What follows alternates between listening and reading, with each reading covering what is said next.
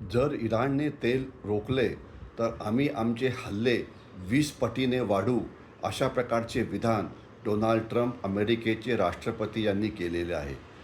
त्यांनी 20 पटीने हल्ले वाढवू असं म्हटलं आहे. 20% हल्ले वाढवू असं म्हटलेलं नाही. म्हणजे हल्ल्याची तीव्रता ही प्रचंड वाढवली जाईल असं त्यांना म्हणायचं आहे.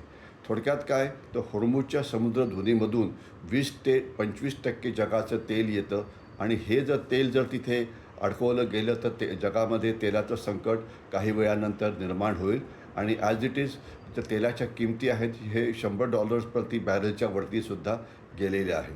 ज्यावेळेला डोनाल्ड ट्रम्प म्हणतात की आम्ही 20 पटीने हल्ले जास्त करू, तर याचा अर्थ त्यांचा असा आहे की आता त्यांचा हल्ला केवळ लष्करी तळावरतीच नाही, परंतु ज्या इराणच्या ज्या पायाभूत सुविधा आहे, म्हणजे तेल कारखाने आहेत, तेल डेपो आहेत, अणु केंद्र आहेत, ऊर्जा करणारे स्रोत आहेत, याच्याशिवाय पाणी समुद्रातनं पाणी शुद्ध करणारे स्रोत आहेत, या सगळ्यांवरती हल्ले करू.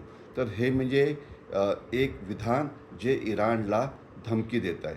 ॲक्च्युली झालं काय होतं की इराणचं जे सर्वात मोठं पॉवरफुल सैन्य आहे, इराण रिव्होल्युशनरी गार्ड यांनी म्हटलं होतं, जर अमेरिकेने हल्ले थांबवले नाही तर आम्ही 1 लिटरसुद्धा तेल जे आहे ते इथून निर्यात करू देणार नाही.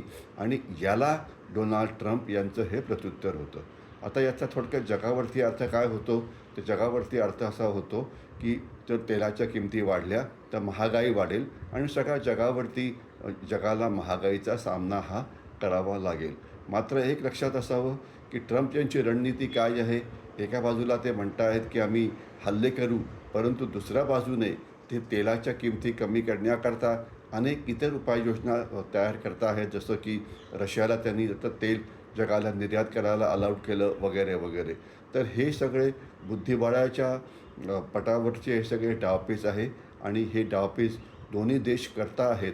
परंतु एवढं नक्की की कितीही तेलाच्या किमती वाढल्या तरी याचा भारतावरती काही परिणाम होणार नाही, याच्याविषयी भारताच्या जनतेने अगदी याची भारताच्या जनतेला नक्की खात्री असावी.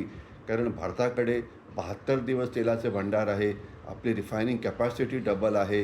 याच्याशिवाय आपण आता रशियाकडनं तेलसुद्धा आणायला सुरुवात केली आहे. तर त्याच्यामुळे हे जरी संकट वाढलं तरी येणाऱ्या काळामध्ये या संकटाचा मुकाबला करण्याकरता भारत मात्र सज्ज आहे.